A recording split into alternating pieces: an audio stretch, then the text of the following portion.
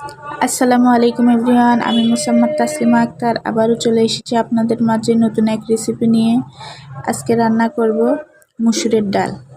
ডাল আমাদের জন্য অতি প্রয়োজনীয় একটি খাবার, যা প্রতিদিন অন্যান্য খাবারের সাথে রাখতেই হবে।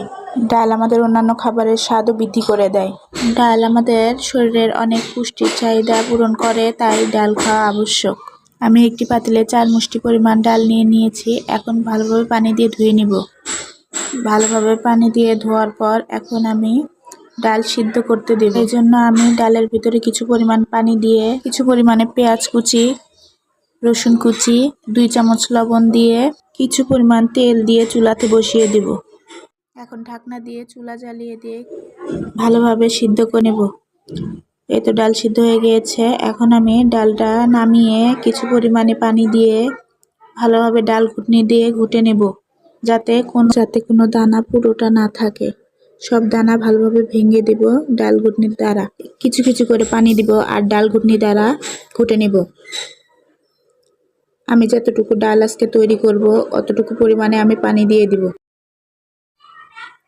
এখন আস্তে আস্তে 1 চা চামচ মরিচের গুঁড়া, 2 চা চামচ লবণ, 1 চা চামচ হলুদের গুঁড়া দিয়ে একটু চেখে দেখব লবণের পরিমাণ আর ঝালের পরিমাণ কি ঠিক আছে না।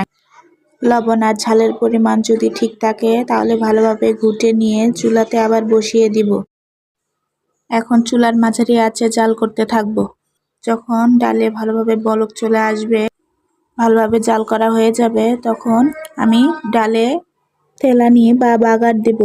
যে এটা বলে, আমাদের এইখানে তেলানি বলে, আপনারা কে কোথায় কি বলে একটু জানাবেন। বাগার দেওয়ার জন্য আমি পাতিলে পরিমাণ মতো তেল দিয়ে তাতে পেঁয়াজ কুচি, রসুন কুচি, শুকনা মরিচ 2টা, কিছুটা ডাল ফোড়ন, কিছু পরিমাণে কালো সরিষা, 2টা তেজপাতা ভালোভাবে ভেজে নেব। এগুলো যখন ভালোভাবে ভাজা হয়ে যাবে তখন এক পর্যায়ে 1 চা চামচের মতো জিরে দিয়ে দিব। জিরে আর সরিষা যখন ফুটতে শুরু করবে তখন আমি ডালগুলো ঢেলে দেব। আমার রেসিপিগুলো ভালো লাগলে অবশ্যই পেজে ফলো দিয়ে যাবেন, আর একটা লাইক একটা কমেন্ট করতে ভুলবেন না। আপনাদের সাপোর্ট ছাড়া আমি এগিয়ে যেতে পারবো না, তাই আপনারা সাপোর্ট করে আমাকে এগিয়ে যেতে সাহায্য করুন। এই তো আমার পেঁয়াজগুলো ভাজা হয়ে গিয়েছে। এখন আমি ডালগুলো ভালোভাবে ঢেলে দেব।